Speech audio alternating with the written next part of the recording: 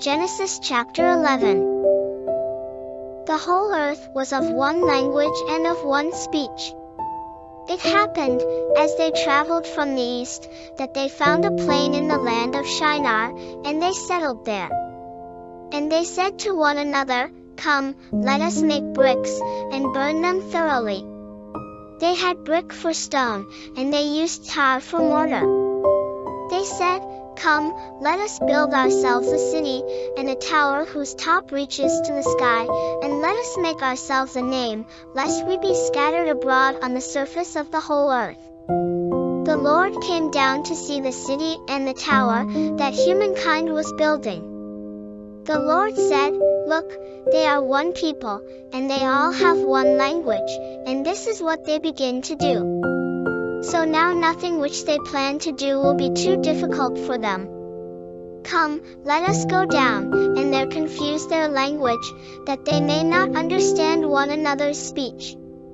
Then the Lord scattered them abroad from there on the surface of all the earth, so they ceased building the city. Therefore its name was called Babel, because there the Lord confused the language of all the earth. From there, the Lord scattered them over the face of the whole earth. These are the generations of Shem. Shem was 100 years old and became the father of Arpachshad 2 years after the flood. Shem lived 500 years after he became the father of Arpachshad, and fathered sons and daughters.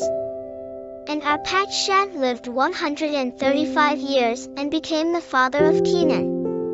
And Arpachshad lived 430 years after he became the father of Kenan, and fathered sons and daughters. And Kenan lived 130 years and became the father of Shelah.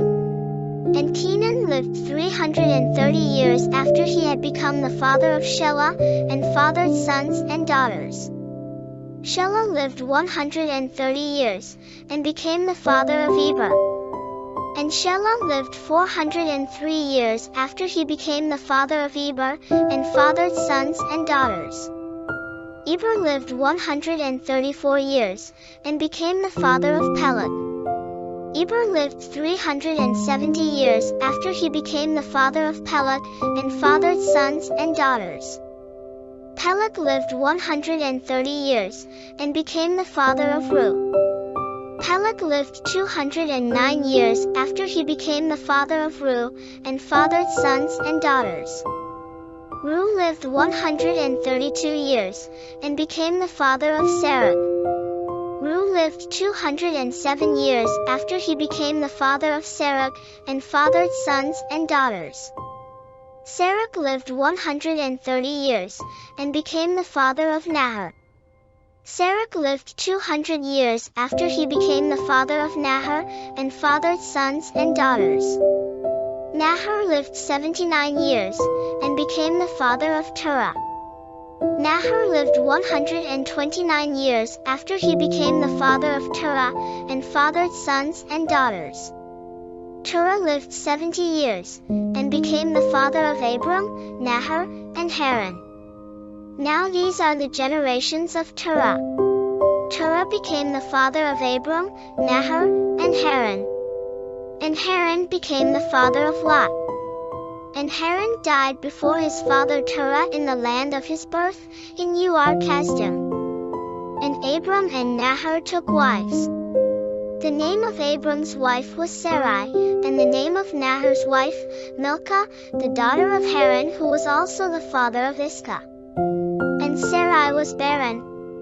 She had no child.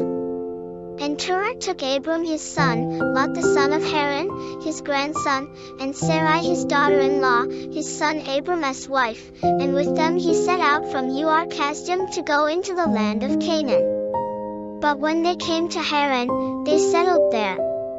And the days of Terah were 205 years. And Terah died in Haran.